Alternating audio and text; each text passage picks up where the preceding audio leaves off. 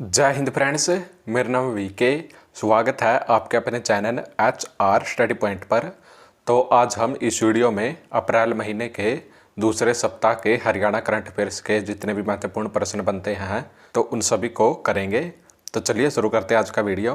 तो सबसे पहला प्रश्न है, मुख्यमंत्री मनोहर लाल ने शहरी स्थानीय निकाय के संपूर्ण रिकॉर्ड को डिजिटल प्लेटफॉर्म पर अपडेट करने के लिए किस पोर्टल को लॉन्च किया है? तो इसका आंसर होगा नगर दर्शन।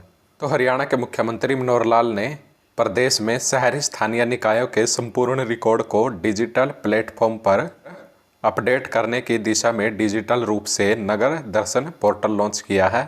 और इस पोर्टल पर नागरिक अपने क्षेत्र में चलाई जा रही विकास परियोजनाओं के अनुसार अपनी मांगों, शिकायतों और सुझावों को रख सकेंगे। नगर दर्शन पोर्टल पर शहरी स्थानीय निकायों में पूर्ण, चालू और आवश्यक विकास परियोजनाओं का विवरण ऑनलाइन उपलब्ध होगा। नेक्स्ट क्वेश्चन है, मोस्ट इम्पोर्टेंट क्वेश्चन है ये। Thailand open international boxing tournament 2022 में हरियाणा के किस खिलाड़ी ने स्वर्ण पदक जीता है? तो इसका आंसर होगा सुमित कुंडू। तो हरियाणा के मुक्केबाज खिलाड़ी सुमित कुंडू ने Thailand open international boxing tournament 2022 में स्वर्ण पदक जीता है। और सुमित कुंडू हरियाणा के जींद जिले के ढाकल गांव से हैं। और Thailand open international boxing tournament 2022 Thailand में आयोजित किया गया था। तो इसमें कुछ महत्वपूर्ण और हरियाणा के खिलाड़ियों ने भी कुछ मेडल जीते हैं। तो आइए उनके बारे में भी जान लेते हैं। तो इस प्रतियोगिता में 3 भारतीयों ने स्वर्ण पदक जीते हैं। तो सबसे पहले हैं गोविंद ने 48 किलोग्राम भार वर्ग में थाईलैंड के नाथाफोन थोमचारोइन को 5-0 से हराकर टूर्नामेंट में भारत का पहला स्वर्ण पदक जीता।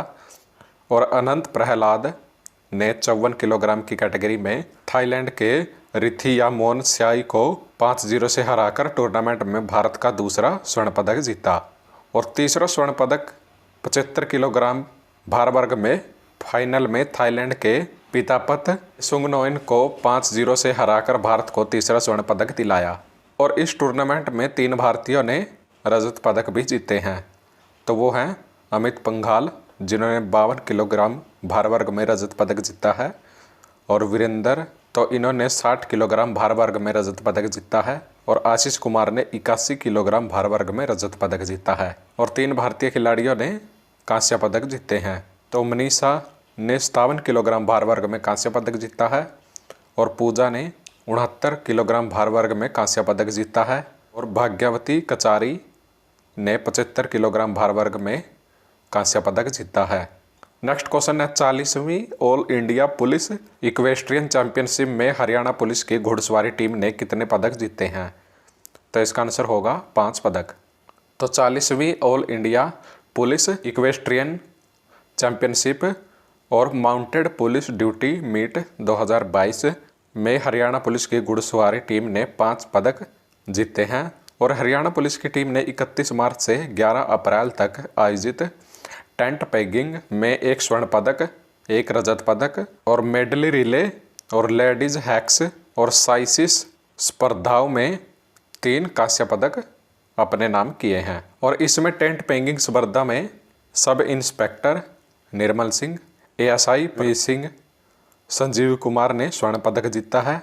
और टेंट पेगिंग स्पर्धा में ही sub inspector Dinesh, ASI Jasbir Singh, Jitendra और मुख्य सिपाही सुरेश कुमार ने रजत पदक जीता है। और मेडली रिले प्रतिस्पर्धा में ASI रणबीर सिंह और संजीव कुमार और HC सुरेश कुमार ने कांस्य पदक जीता है। और लेडीज हैक्स प्रतिस्पर्धा में कांस्टेबल रितु दहिया, जबकि साइसिस प्रतिस्पर्धा में रोहतास ने 1-1 कांस्य पदक अपने नाम किया है। नेक्स्ट क्वेश्चन है, हरियाणा का पहला TB अस्पताल कहाँ स्थापित किया जाएगा? तो इसका आंसर होगा अम्बाला। तो हरियाणा का पहला TB अस्पताल अम्बाला में स्थापित किया जाएगा। और इस अस्पताल के लिए हरियाणा सरकार ने 54 करोड़ रुपए मंजूर किए हैं। और इस अस्पताल की क्षमता 100 बेड की होगी और इसमें विश्व स्तरीय सुविधाएं मुहैया करवाई जाएंगी। नेक्स्ट क्वेश्चन है, हरियाणा के किस विभाग द्वारा 1000 गाँव में डिजिटल लाइब्रेरी स्थापित की जाएंगी? तो इसका आंसर होगा पंचायत विभाग। तो हरियाणा के बच्चों को शिक्षा के क्षेत्र में प्रतियोगी परीक्षाओं की तैयारी के लिए पंचायत विभाग द्वारा पायलट प्रोजेक्ट के रूप में 1000 लाइब्रेरी की शुरुआत प्रथम चरण के तहत की जाएगी। तो हरियाणा सरकार ने सभी ग्राम पंचायतों में एक एक लाइब्रेरी स्थापित करने का लक्ष्य रखा है और पहले चरण में 1000 लाइब्रेरी की शुरुआत की जाएगी। तो इसकी घोषणा हरियाणा के विकास एवं पंचायत मंत्री देवेंद्र सिंह बबली ने की है। नेक्स्ट क्वेश्चन है, हरियाणा 112 यानी कि 112 परियोजना के सर्वश्रेष्ठ प्रदर्शन करने वाले कितने पुलिसकर्मियों को सम्मानित किया गया है? तो इसका आंसर होगा 59। तो हरियाणा के अतिरिक्त पुलिस महानिदेशक दूरसंचार एवं IT डॉक्टर AS चावला ने राज्य आपातकालीन प्रतिक्रिया केंद्र पंचकुला में आयोजित समारोह में हरियाणा 112 परियोजना के सर्वश्रेष्ठ प्रदर्शन करने वाले 59 पुलिस व अन्य कर्मियों को सम्मानित किया है। नेक्स्ट क्वेश्चन है, प्रधानमंत्री फसल बीमा योजना की शिकायतों के निवारण हेतु मेरी फसल मेरा ब्यौरा पोर्टल का शुभारंभ किसने किया है? तो इसका आंसर होगा हरियाणा के कृषि एवं किसान कल्याण मंत्री JP दलाल ने। तो हरियाणा के कृषि एवं किसान कल्याण मंत्री JP दलाल ने राज्य के किसानों की सुविधा के लिए प्रधानमंत्री फसल बीमा योजना की शिकायतों के निवारण हेतु मेरी फसल मेरा ब्यौरा पोर्टल का शुभारंभ किया है और हरियाणा में प्रधानमंत्री फसल बीमा योजना की शुरुआत वर्ष 2016 में की गई थी। नेक्स्ट क्वेश्चन है, हरियाणा में सिख गुरुओं को समर्पित संग्रहालय बनाए जाने की घोषणा किसने की है? तो इसका आंसर होगा मुख्यमंत्री मनोहर लाल। तो हरियाणा के मुख्यमंत्री मनोहर लाल ने राज्य में सिख गुरुओं को समर्पित संग्रहालय बनाए जाने की घोषणा की है और इस संग्रहालय में सिख गुरुओं के जीवन और उनकी शिक्षाओं को प्रदर्शित किया जाएगा। हरियाणा सरकार ने हरियाणा में संत महापुरुष विचार प्रसार योजना भी शुरू की है, जिसके तहत महापुरुषों और गुरुओं की जयंती मनाने की परंपरा प्रारंभ हुई है। और इस अवसर पर हरियाणा के राज्यपाल ने महापीठ के सामाजिक समरसता भवन का भी उद्घाटन किया है। नेक्स्ट क्वेश्चन है, हरियाणा इथोपिया निवेश आयोग की 2 दिवसीय बैठक कहाँ आयोजित की गई है? तो इसका आंसर होगा गुरुग्राम और चंडीगढ़ में। तो यह बैठक 2 दिवसीय थी। तो एक दिन यह बैठक गुरुग्राम में की गई और दूसरे दिन चंडीगढ़ में। तो हरियाणा इथोपिया निवेश आयोग की 2 दिवसीय बैठक गुरुग्राम और चंडीगढ़ में आयोजित की गई और इस अवसर पर हरियाणा राज्य व इथोपिया के बीच सहयोग की रूपरेखा पर हस्ताक्षर किए गए हैं। और इस बैठक में हरियाणा राज्य और EIC इथियोपिया के बीच सहयोग की रूपरेखा पर हरियाणा के विदेश सहयोग विभाग के प्रधान सचिव योगेंद्र चौधरी व इथियोपिया की राजदूत डॉक्टर तजीता मुलुगेटा ने हस्ताक्षर किए हैं। तो सबसे पहले 6 अप्रैल 2022 को गुरुग्राम में इथियोपिया निवेश सहयोग के HE डेनियल टेरेसा के नेतृत्व में 7 सदस्यीय इथियोपियाई प्रतिनिधिमंडल ने कपड़ा और परिधान के क्षेत्र में हरियाणा के व्यापार प्रतिनिधियों के साथ सकारात्मक बातचीत की है। और इसके बाद 7 अप्रैल 2022 को चंडीगढ़ में प्रतिनिधिमंडल के साथ भारत में इथियोपिया की राजदूत डॉक्टर तजीता मुलुगेटा भी शामिल हुई और मुलुगेटा ने हरियाणा और इथियोपिया के बीच व्यापार, निवेश और सांस्कृतिक संबंध बनाने के लिए अथक प्रयास करने के लिए हरियाणा सरकार की सराहना की है। और इस बैठक का प्राथमिक उद्देश्य हरियाणा और इथियोपिया लोकतांत्रिक गणराज्य के बीच व्यापार और निवेश संबंधों को मजबूत करना था। और इस अवसर पर हरियाणा सरकार के गणमान्य व्यक्तियों, हरियाणा के फार्मास्यूटिकल, कृषि प्रसंस्करण और कपड़ा क्षेत्रों के व्यवसायी और निर्यातकों की भागीदारी रही है। नेक्स्ट क्वेश्चन है, हरियाणा के राज्यपाल बंडारू दत्तात्रेय ने अंबेडकर भवन की लिफ्ट व अंबेडकर गैलरी का उद्घाटन कहाँ पर किया? तो इसका आंसर होगा कुरुक्षेत्र। तो doctor Bhimrao Ambedkar welfare committee Kurukshetra द्वारा भारत रत्न बाबा साहेब भीमराव अंबेडकर जयंती पर आयोजित कार्यक्रम में हरियाणा के राज्यपाल बंडारू दत्तात्रेय पहुंचे थे और उन्होंने अंबेडकर भवन की लिफ्ट व अंबेडकर गैलरी का उद्घाटन भी किया। और इसी के साथ जो कि मोस्ट इम्पोर्टेंट है, तो हरियाणा साहित्य अकादमी द्वारा साहित्यकार सम्मान योजना वर्ष 2021 के लिए विभिन्न सम्मानों हेतु साहित्यकारों का चयन किया गया है। तो इन सम्मानों की स्वीकृति अकादमी के अध्यक्ष मुख्यमंत्री मनोहर लाल द्वारा प्रदान की गई है। तो हरियाणा साहित्य अकादमी द्वारा किन किन साहित्यकारों को सम्मानित करने के लिए चुना गया है, तो आइए जान लेते हैं उनके बारे में। तो सबसे पहले हैं डॉक्टर जय भगवान गोयल, जो कि कुरुक्षेत्र से हैं। तो इनको आजीवन साहित्य साधना के लिए हरियाणा साहित्य अकादमी द्वारा विशेष साहित्य साधना सम्मान 2021 प्रदान करने का निर्णय लिया गया है, जिसके लिए इनको 5 लाख रुपए की पुरस्कार राशि दी जाएगी। और डॉक्टर जयभगवान गोयल जी को साहित्य और शिक्षा के क्षेत्र में हाल ही में राष्ट्रपति रामनाथ कोविंद द्वारा पद्मश्री पुरस्कार से भी सम्मानित किया जा चुका है।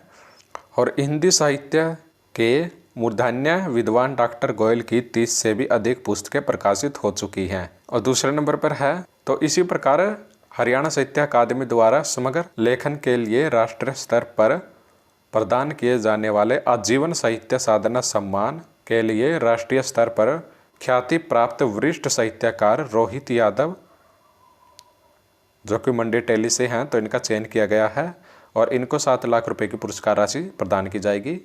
और इसके अलावा महाकवि सूरदास सम्मान, जिसमें 5 लाख रुपए की राशि प्रदान की जाती है, तो इसके लिए वरिष्ठ साहित्यकार एवं गजलकार हरे राम समीप, जो कि फरीदाबाद से हैं, तो इनको चुना गया है।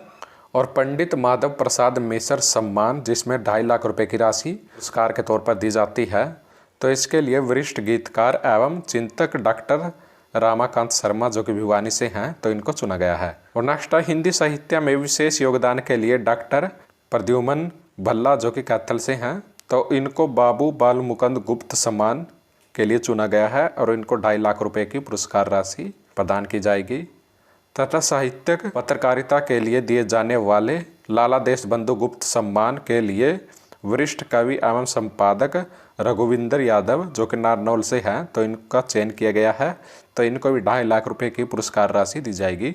तो हरियाणवी भाषा एवं साहित्य के क्षेत्र में उल्लेखनीय योगदान के लिए VM बेचैन, जो कि भिवानी से हैं, तो इनको पंडित लक्ष्मीचंद सम्मान के लिए चयन किया गया है, तो इनको भी 2.5 लाख रुपए की पुरस्कार राशि प्रदान की जाएगी। और इसी प्रकार हरियाणवी भाषा एवं साहित्य के लिए दिए जाने वाले जन कवि मेहर सिंह सम्मान, तो इसके लिए लहना सिंह अन्नी, जो कि करनाल से हैं, तो इनको चुना गया है और इनको भी 2.5 लाख रुपए की पुरस्कार राशि प्रदान की जाएगी। तो राष्ट्रीय स्तर पर साहित्य के क्षेत्र में हरियाणा का नाम चमकाने वाले सुप्रसिद्ध गीतकार एवं चिंतक डॉक्टर राजेंद्र गौतम, जो कि दिल्ली से हैं, तो इनको हरियाणा गौरव सम्मान के लिए चुना गया है और इनको 2.5 लाख रुपए की पुरस्कार राशि प्रदान की जाएगी। और हिंदी साहित्य के क्षेत्र में उल्लेखनीय योगदान के लिए दिए जाने वाले श्रेष्ठ महिला रचनाकार सम्मान के लिए मंजू दुआ जैमिनी एवं नमिता राकेश फरीदाबाद का चयन किया गया है, तो इनको भी 2.5 लाख रुपए की पुरस्कार राशि प्रदान की जाएगी। और कवि दयाचंद मायना सम्मान, जिसके लिए 2.5 लाख रुपए की पुरस्कार राशि प्रदान की जाती है, तो इसके लिए शमशेर सिंह कौशलिया, जो कि महेंद्रगढ़ से हैं, तो इनको चुना गया है। हरियाणा साहित्य अकादमी द्वारा वर्ष 2021 से विशेष हिंदी सेवी सम्मान, जिसकी राशि 1 लाख रुपए है, आरंभ किया गया है। और इस सम्मान के लिए वरिष्ठ शिक्षाविद एवं चिंतक डॉक्टर शिव मार्कंडेलवाल, जो कि सोनपत से हैं, रवि शर्मा लंदन, डॉक्टर सुरेंद्र गुप्त अम्बाला, श्रीमती आशा खत्री लता रोहतक, राजेश चेतन दिल्ली और महेंद्र जैन हिसार का चयन किया गया है। और इसी प्रकार युवा लेखन सम्मान के अंतर्गत स्वामी विवेकानंद युवा लेखक सम्मान, जिसकी राशि 1 लाख रुपए है, तो इसके लिए श्रुति राविस सोनीपत का चयन किया गया है, जिसमें 3 स्वर्ण 4 रजत और 3 कांस्य पदक शामिल हैं। तो फ्रेंड्स, ये थी आज की वीडियो और आज हमने इस वीडियो में हरियाणा करंट अफेयर्स के अप्रैल महीने के सेकंड वीक के जितने भी महत्वपूर्ण प्रश्न बनते थे उन सभी को कवर किया है। और अगर आपको आज की वीडियो अच्छी लगी है तो प्लीज़ वीडियो को लाइक करें और अगर आप हमारे चैनल पर नए हैं तो प्लीज़ चैनल को जरूर सब्सक्राइब कर लीजिए और बेल आइकन को जरूर प्रेस कर लीजिए ताकि आने वाली सभी वीडियो की नोटिफिकेशन आपको समय समय पर मिलती रहे। तो चलिए मिलते हैं नेक्स्ट वीडियो में। जय हरियाणा, जय भारत।